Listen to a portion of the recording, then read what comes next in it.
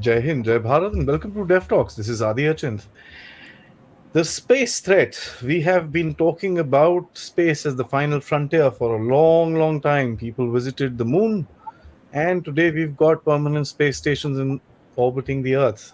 Satellites are a big part of our game. What's the military significance? How far are we in terms of countering the threat from space or even becoming a threat in space? Is something that we'll have to understand going forward in the future. And I have someone with me who can be probably the best voice within the country to discuss this. Of course, Lieutenant General Anil Bhatt, who's not just a Lieutenant General retired from the Indian Army, but today the Director General of the Indian Space Association. Sir, thank you so much. I think I have got the fish from right from the head. Yeah, maybe to an extent. Thank you, sir. Thank you for joining me, sir. It's an honor to have you with me, and of course, this is a new thing which is happening, and it's something that I think us as citizens and concerned citizens about the Indian safety and in Indian security must understand. Sir, what is the threat? Let me not ask you a long question. What is this threat from space? Okay. Firstly, let me clarify to you that as a DG of the Indian Space Association, my primary domain is to create an ecosystem for private players in India. Uh, Fortunately, India has a legacy of more than 60 years led by ISRO to meet the space demands of the nation. And they were primarily and focus towards the common man or towards the private sector. Some of those capabilities which ISRO had were also provided to the military, but primarily it was a civilian program. And it was kept very clearly with the intent because of restrictions and import restrictions and all which can be put if it is this dual use technology is used for defense. So with that in the background, I today I'm giving you an interview. Yes, I'm a military man, but my knowledge about space is of the private sector. That set apart, today, apart from the three very critical dimensions or domains of warfare, air, land, and sea, which we are well aware of, two major dimensions which have come up is space and cyber. Now, coming to space itself, space is one is space enhances the capability of air, land, and sea. And how does it do it? It does it by providing ISR, that is, providing surveillance and recce capabilities to armies of the world. It provides the Indian armed forces as well as the adversaries' armed forces inside a surveillance and recce capability which is far, far beyond what was there maybe a few decades back. Conventionally, in the Indian Army, they used to say the most difficult thing, or in armies over the world, used to be said that it is most important to know what is on the other side of the hill, on the enemy side. But with these satellites coming in, this technology coming in, today you can see into the drawing rooms of the enemy, and so can he. So it is an opportunity for the air, land, and sea because it gives you visibility on all of the assets of the adversary. And one example of that you can see is the Maxer and Planet M photographs of Ukraine, where every movement of the Russian entire forces was visible not only to the Ukrainians but to the world. Now, this is an advantage when you want to know about the adversary, and it is a threat if the adversary knows about you. Now, coming to the second usage is satellite communication. Now, satellite communication was not the primary means of communication which the armies used world over before. And whatever it was based on the geo or the higher spectrum, higher orbit, where two to three satellites, actually technically three satellites, can cover the whole world. And each nation had a satellite where they could communicate, and this was basically used as a backup communication. because there were issues of latency, the time delay in the communication coming and all. Otherwise, terrestrial means of different communication were used by armies world over. But there has been a disruption in the last, again, 5 to 10 years with Starlink, with OneWeb. Now, this constellation has come down much closer to the Earth. It has removed the problems of latency. And it was this Starlink communication of the low Earth orbit, which again was used in Ukraine very effectively when their land systems had been either jammed or made ineffective for the Effective. Ukrainians. So again, it's a vulnerability and it's an opportunity. But definitely it gives the armies, the navy, the air force another means of communication. In fact, satellite communication makes air force reach far ahead. UAVs can be also controlled to a great distance. All your assets in the sea, which we call marine domain awareness, is based on satellite communication or satellite links, apart from the land radars which they are. Because any ship anywhere, Indian Ocean or in the Pacific Ocean, can be connected by communication. Like in our case, it is by GSAT communication. So, so the first part is ISR. The second part, as I said, is communication, critical for all the three forces to fight. And the third one is PNT. That is position, navigation, and timing. Navigation today, and especially of ballistic missiles, of strategic assets, is done with the help of satellites. The most prolific system in that is the GPS, that is the US system. Then Baidu, which is coming, which China has introduced. We have a Navig system also, which is which became effective in around 2018, and the replacement satellites have first one has been gone this year, and a few more of it will be coming. Of course, Navig is a regional PNT system which covers a 1500 square kilometers all around India in our area of interest or the area of interest of our militaries. Similarly, there is a system of Galileo, there is GLONASS, there are other systems in the world. Now, all these things, what I said, GPS, as we would say, otherwise PNT, satellite communication, as well as ISR capabilities, all three are threats and opportunities for armed forces. I would not say just a threat, it also gives you better visibility. Yeah, it's a dual sort of a system. This is one part. The second part is to do all this and also for civilian usage. Any country which is a space faring nation will have these because communication is also for civilian communication. PNT is also for moving. When you move from one place to another, you are using GPS through your Google. You are on satellite communication today. So it is a lot of civilian usage which has come in. Then communication is being used for banking, for agriculture, for medical. So there are multiple civilian uses. So all this, your assets in the space become important. And then there is a need to protect them. How do you protect them? Most important is firstly you have an ability by cyber hardening or other things you protect your assets, and the second is you should have the capability of neutralizing enemies space capabilities. And how is that done? That is done by kinetic or non-kinetic weapons. Kinetic weapon is ASAT, as you know, which a test was carried out by China in 2007. We also carried it out in 2017. You would be well aware of that. Other than that, there are non-kinetic weapons. There are directed energy weapons. There are jammers. And now, in recent times, there are claims that some countries are being able to make satellites for proximity operations or kamikaze operations, as they call it.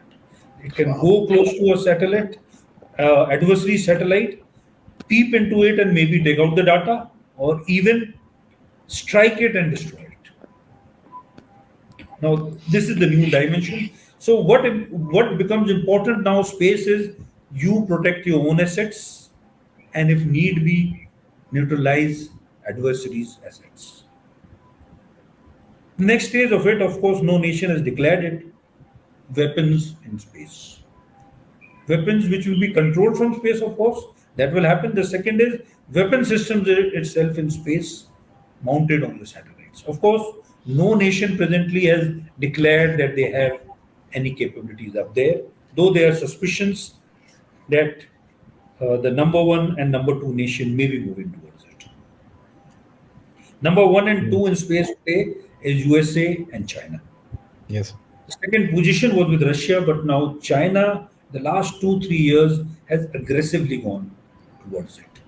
The number of satellites they have launched in the last 2 years is nearly 700. 112 in 2021 and 182 in 2022. Wow. Uh, That's very as impressive. yes, in fact, a very, very large number. And in totally, in terms of numbers of satellites, they have nearly the highest, second highest satellites in the world.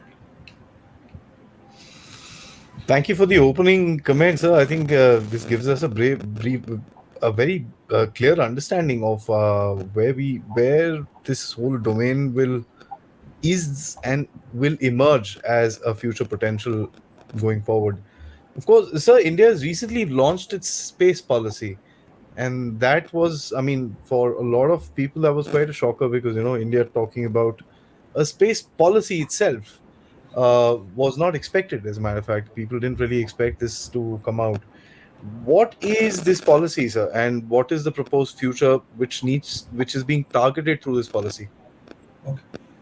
Firstly, I'll start with the background. It was in somewhere in June 2020 that our government took a historic decision, and what, as they would call it, to unshackle the space sector. And what was it? They announced that now private players will be able to operate in the entire space domain. Uh, from then on, and that is how ISPA came into creation to help the private players to be there. It is an association of all private players to create an ecosystem in India. And also in space and government organizations has come in, which is supposed to promote, regulate space, private space in India. Now, this Mm. space policy, firstly, it is a very forward looking policy. It allows private players to do everything possible in space, which was only the domain of ISRO or the government before. That is in all dimensions, all verticals of launch vehicles, manufacturing of satellites, manufacturing these various kind of satellites for communication, PNT, Earth observation, remote sensing, and even gone a step ahead that a private player will also be allowed to do asteroid mining if they need to do it. Mm. So it is a very, very forward-looking policy, and it is the first stepping stone. In fact, some of the activities had started in June 2020. Last year in November, we had for ourselves the first. Uh, we had the first launch by a private player Mm. of a suborbital launch that was done by Skyroot in November. There are two companies who have launched their satellites also. One is Dhruva, which launched Thibault 1 and Thibault 2, and there's Pixel, which has launched hyperspectral satellites. That is, satellites for remote sensing or ISR by using the hyperspectral spectrum. And they have already launched 3 satellites and plan to launch a constellation of 36 satellites to cover the whole world. In fact, this company has been got its first order from NRO, that is the National Recce Office of USA, because their product quite obviously is very good. I can go on and on to what the achievements of the private sector are, but yes, this space activity bill has opened doors for our startups, our private companies to go into all possible domains of space. I think that's the bottom line that you've given us, that this policy was basically aimed at encouraging a lot of people to think get into the game and stuff like that. And the although that rocket launch, I saw the private players, that when they did, it was very impressive actually. The small little rocket up in the air, and it was fantastic to see something like that actually happening within the country. Did you see it And live, sir? I mean, it would have been yes, amazing actually. and these young men, do you know that they just started doing this in 2018? Wow. And two of its founders are, of course, IIT graduates and ex ISRO scientists. They have served in Acha, ISRO acha. for a short while. And what is one most proud of is all components, everything was made in India. The 40 suppliers which have provided them various components are in India. And we are expecting them to launch, have an orbital launch, and provide a service for small satellite launches very soon. I want to take a moment to discuss ISRO itself. So there are talks about India being able to actually launch an engine which is going to be as powerful as some of the biggest engines that we are seeing in the West as well.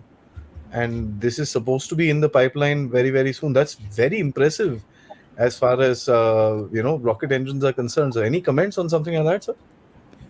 I would not know the specifics of the engine you are referring to, but as you see, they have progressively improved from ASLV to PSLV to GSLV Mark III, which is really, really very good and which is a very high capacity of carriage, where 36 satellites of OneWeb were launched just in April.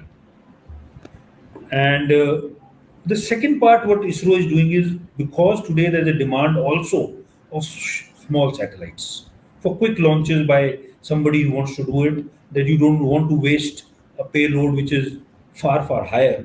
And they have tested in their second test, they've got it successfully, that is SSLV. And the SSLV will now be given to private sector to manufacture. Oh, wow. Things are happening really fast, huh, sir? Yeah. That's something very, very, very interesting. So, the next question I'd like to ask you, of course, as you said in your introduction, like we've understood that we need to have assets which will help us in various different things, geo mapping, this, that, and the other. I mean, as you and I speak, we know this whole cyclone which is coming on towards the west. There are many more such events that we are able to track because of space.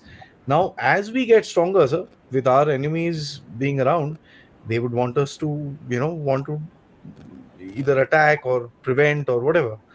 How does India stand today in terms of space defense come out to be, sir? I believe there is a space agency that looks after this. What is the charter and how does it go In forward, sir? fact, before 2020 itself, in 2018, the Indian Armed Forces got an approval for creating a defense space agency. Hmm. This is the Tri Services Organization led by Air Vice Marshal from the Air Force. The lead service in this case is Air Force. They were operating for a long time from Bangalore. Now the headquarters has moved here to Delhi, and they are very, very actively coordinating their efforts with ISRO, DRDO, and with the private sector. In fact, in October last year, there were after we had an interactions with the MOD, with along with DSA, along with the private players, the government announced 75 challenges for the private sector. These challenges were basically new technologies which are required in various parts of the satellites, and they were put open to private players to participate in it. Some of those challenges have been the private players have given responded to the challenges, and they are being asked to make it. So DSA is quite actively working towards meeting or looking at what would be the needs of the three armed forces in future. And it is led by an air vice marshal, and it is a tri-services organization. People from all three services are there. So, just a subsidiary question on the Ukraine part of it. We saw the initial part where the Russians literally disabled the Ukrainian, systems in terms of their capabilities of locating various Russian forces and this and that. And that's one of the reasons we saw the Russians standing in this long line and nobody being able to do anything about it. Then the Starlink came in. So this is a private player that actually got involved in a war, Okay, okay. and that to me is a very big development, sir. Firstly, I'll just correct it. Sir, of Uh, Starlink has no capabilities to have ISR, to be able to see. course. It Hmm. is primarily only for communication. Communication. And they did restore the communication of the Ukrainian forces. Yes, sir. Now, this is done by satellites which are for ISR or remote sensing, as we call it. There is a Maxar, Planet M, there is Hawkeye. There are many companies we do which we do it. Some do it by the optical means, some do it by synthetic aperture radars, while others do it by other electronic means. Now, all what was available in USA and Europe, and Europe also has a very advanced space program. The European Space Agency and individual countries Yes, sir. all Hmm. would have been available to Ukraine to be able to get a very good visibility of the adversaries' assets in Ukraine, which they did, which is true. In fact, it may have been through Five Eyes and other programs, Yeah, but yeah, whole lot. Hmm. so now, if we look at China, and like I said, they have been very aggressively following up the space program, be it in ISAR. They have a full-fledged Bedu system, which is a system for PNT, which covers the whole world, around 36 satellites. They have a capability today in a combination of satellites like with different payloads, electronic payload, electro-optical payloads, SAR payloads, that first chain islands and second chain islands, if there is any ship moving, they have a persistent ISR there. They have a capability of looking at it every 10 to 15 minutes. Oh, As they say, most probably anything crossing beyond Malacca, they would be having an observation or a knowledge about any ship moving or any asset of any country moving in that. And many of these capabilities also, by the virtue of where their satellites are, would be covering our border with China, are covering it. I'm saying would is because I do not have the authentic and exact precise information. But the whole of the Indian subcontinent, and especially our border with China, hmm. would be covered by the ISR capability. In communication, the capability in low Earth orbit is not so much at the moment, but that is also going to come. So they are very good in ISR. Of course, they have a full-fledged PNT system. And the other end, which tidbits of information keep coming, is their capability to carry out rendezvous operations, be able to also there was again in the open domain there was a satellite which could catch hold of an adversary satellite and pull it away.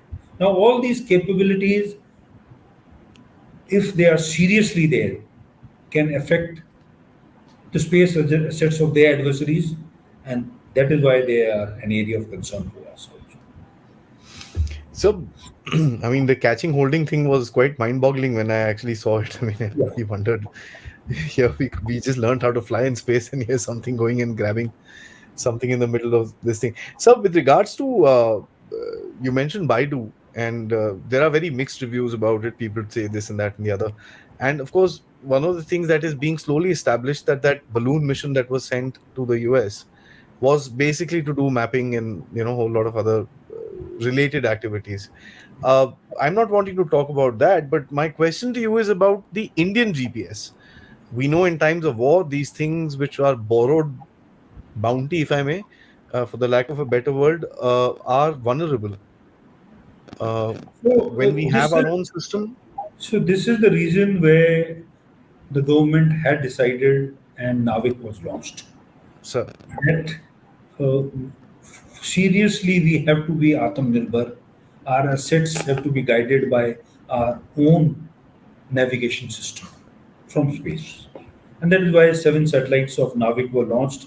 First one is being replaced now, which is better, which has a longer life, which has better capabilities, and it also has capability. Previously, it was in the uh, L and S band. Now it is also in the L1 band. And the advantage of L1 band is that it can also now be linked up to mobile communications, because most of the mobile communications on Earth, the L1 band was required, which is on Navik 1 now and will be in all future. We With our satellites which are in Navik, there have been two problems. One was a few of these satellites did not work because the atomic clock which we had imported was not working very effectively. So that is why this time even the atomic clock which has been put on Navik 1 is the Indian one. The Wow. second, yes, that's what they claim. The ISRO has, as per the statements of ISRO, it has been made by us. And now the other issue was, though in space the whole system was made, we could not make receivers. Firstly, it is only in 2022 now directions have been passed that all mobile communication will have the capability to take a communication from Navik.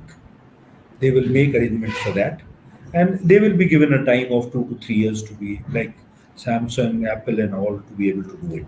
That they are able to receive signals of Navik. Other than that, even for the military, complete equipment to use this Navik was not made. It is work in progress, but yes, in future we have to depend on our own Indian navigation system, especially for the defense sector. Indeed, vulnerability is a big question, sir. And of course, who wouldn't want to drive around in a map that was made in India? So that when you go to Leh, at least you see yourself see yourself tagged as you're in And, China. and here I would like to mention that what Google provides you is being Yes, sir. also provided by an Indian company called MapMindia. Not And I mind. would strongly recommend that you should see their maps because their mapping of ground has been done very well. And they also offer maps, and they are quite pretty precise, even if you have to move around in Delhi or the Indian countryside. So, so today when we see the defense, I'm going to come back to that with taking your uh, inputs as a lieutenant general. You probably understood a lot about what's the future of the space threat when you were serving as well. So the US has a space force. The Chinese are talking about, and they keep writing papers about it. I keep reading PLA daily, and they've written about 3 papers about themselves wanting to go in that direction. We've got a space agency. Is it time that we upgrade itself to a command and then probably look at a force in the future? But is it time that it goes from an agency to a command? Definitely in the future, it has to be done. There's no doubt about it.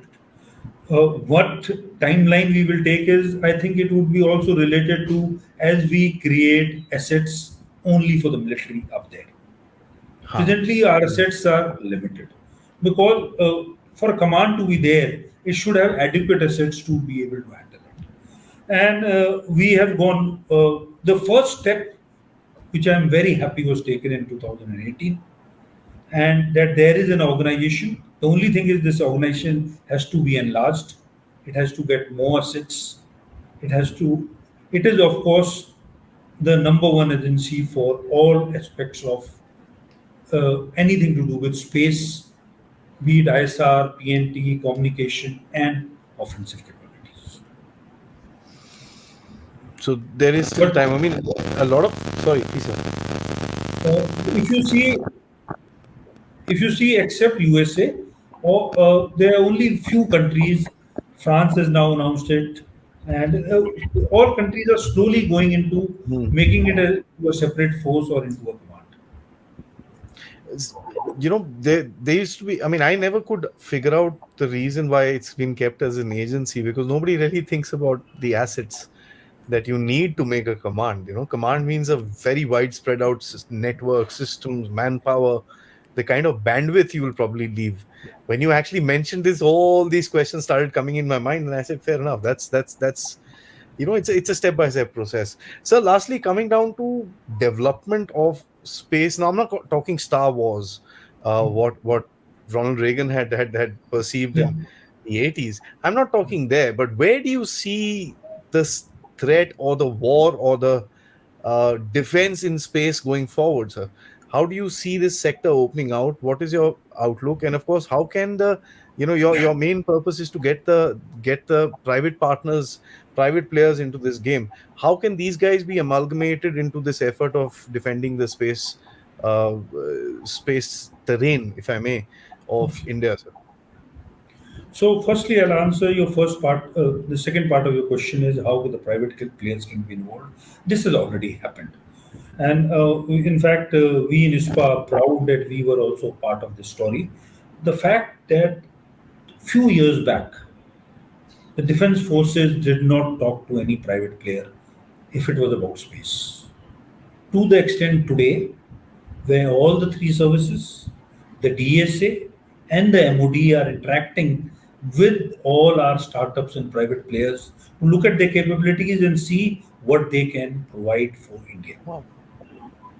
And I'm very sure the future assets which we are going to acquire, many will be made indigenously by our Indian private companies. They, they are just yesterday, in fact, the day before, a satellite has been launched by a company called Ajista from USA. They launched it from USA, which is, and they've got the communication today, which is again an electro-optical satellite of 80 kgs weight. This satellite is being manufactured in India in Ahmedabad. It is, of course, got German technology in it, which was transferred to India. And this company is ready to make 24 satellites in a year as soon as they get an order.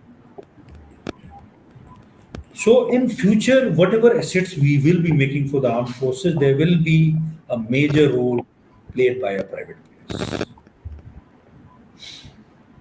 Very I don't encouraging, want, sir. yeah, it's very good. What they are looking for is orders and of course many other financial incentives and other Yeah, things. of But course. there is a positive push towards it, a positive buzz in the whole of the country, where definitely the government is providing a lot of support. A lot of support and impetus towards these guys to do stuff. So honestly, I mean, I'm a big fan of space adventures. So that is what I wanted to talk to you in the So second how part. do you bring in You know, people like me into the game, sir? yeah. So I should Well, take you to what in USA they had a study last year to see what would be space in 2060. yeah. They called intellectuals, they called scientists, they called people who are involved in space. And in that, the best case dream, I'm not going to talk about it. In the best case, what do they say? So There will be multiple human beings in Moon and Mars. There'll be colonies there. There'll be asteroid mining being carried out very actively to provide all resources for the Earth. There will be there'll be thousands of people working in the immediate space that is far larger than space stations where manufacturing will happen in space. They also envisage that solar energy would be beamed into Earth and there will be no fossil fuel which will be burning. Now, this is the best case scenario I'm telling you because it requires disruption in technologies. It requires move to space becoming so cheap that all these things are possible. hmm. But this is the best possibility I'm talking about. And of course, most importantly, space tourism. And space tourism, by some of the people who are in space, they are very confident. It has already started with a very few 6 to 7 launches last year and last to last year, which is going to grow. Blue Origin is very confident that this is going to move at a much faster pace.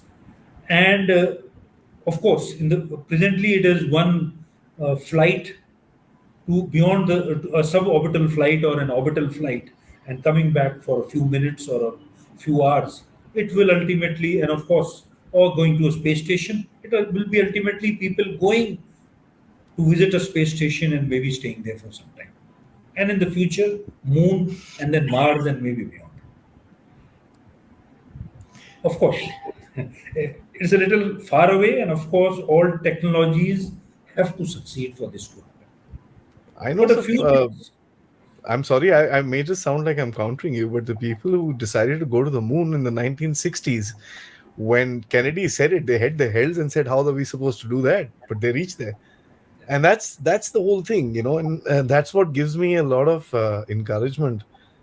That these are frontiers when man puts his focus, "Ye karna hai," then stuff just happens, and it's something which is really amazing. I wish that it's considered as a global common, and the Very, very, militarization does not happen. But very recently, there were two young men in India, startups, and they've had a tie-up with some American startup. They're talking of the lunar economy, and the figures they gave to me were stupendous, which they feel is going to now open up in a few years, and they want India to be part of it. And lunar it is economy, sir. yeah, which means making colonies, Wow. putting communications there, putting robos there, and whatever. You've given me a lot to read about, so let me just say that it's a pleasure and honor talking to you, sir. The idea would be to at least for us to learn, if nothing else, and become enthusiasts to Yeah. understand where the world is going towards space. And of course, if somebody has a bright, great idea, why not share it with the country and see how it can be taken forward? Is It's amazing the kind of stuff that we are doing, which I think 5 years ago was not even thought of. Sir. And for me, that was the biggest thing, was that rocket of a private player zooming up in the The- air. There's another private player in the wings, and in a few months, I hope he will be effectively launch his thing. He's going to launch a 3D engine. The engine is made by 3D technology. It has been tested on ground, and now it has to be tested in space. A And this is 3D a printed engine, sir. complete engine.